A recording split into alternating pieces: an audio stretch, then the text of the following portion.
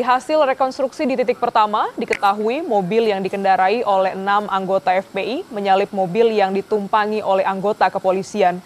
Kemudian 6 anggota FPI turun dari mobil, diduga membawa senjata tajam, senjata api dan menyerang mobil anggota kepolisian. Sementara itu lokasi kedua saudara rekonstruksi digelar di Jembatan Badami. Di lokasi kedua ini, mobil minibus perak yang dikendarai oleh anggota polisi melakukan pengejaran dan menyalip mobil yang dikendarai oleh anggota FPI yang kemudian disalip kembali oleh anggota FPI. Pada saat menyalip inilah seorang anggota FPI sempat mengeluarkan senjata api ke arah mobil yang dikendarai oleh polisi. Setelah terjadi saling salip kembali, petugas kepolisian mengepung mobil anggota FPI. Selanjutnya, rekonstruksi digelar di kilometer 50 Tol Jakarta Cikampek.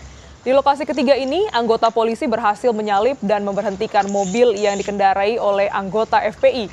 Di lokasi ini, 2 anggota FPI ditembak oleh anggota polisi, sementara 4 anggota lainnya yang diperintahkan untuk tiarap dan digeledah, dan kemudian dibawa oleh mobil polisi yang berbeda.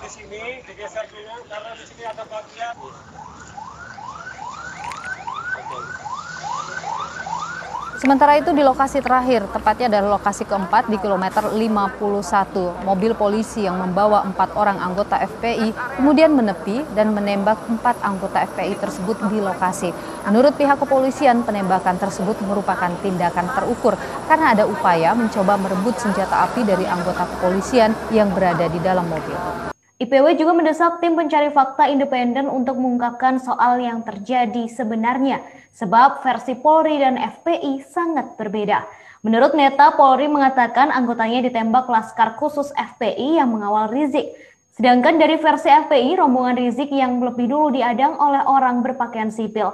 Mereka menduga akan dirampok sekelompok orang tak dikenal di jalan tol. Menurutnya, bila FPI memiliki laskar khusus yang bersenjata, seharusnya Bantelkam mengetahuinya. Kedua, menurutnya pengadangan tidak memenuhi SOP lantaran polisi menggunakan mobil dan pakaian preman.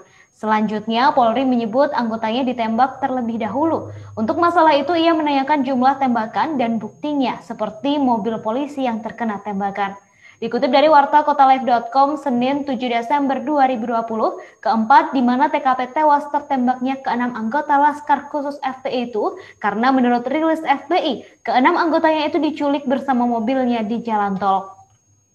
Kelima, 6 anggota FPI itu bukanlah teroris, sehingga polisi wajib melumpuhkannya terlebih dahulu. Keenam, kata Neta, jalan tol adalah jalan bebas hambatan, sehingga siapapun yang melakukan pengadangan di jalan tol adalah sebuah pelanggaran hukum. Ketujuh, pengadangan yang dilakukan oleh mobil sipil dan orang-orang berpakaian preman patut diduga sebagai pelaku kejahatan di jalan tol.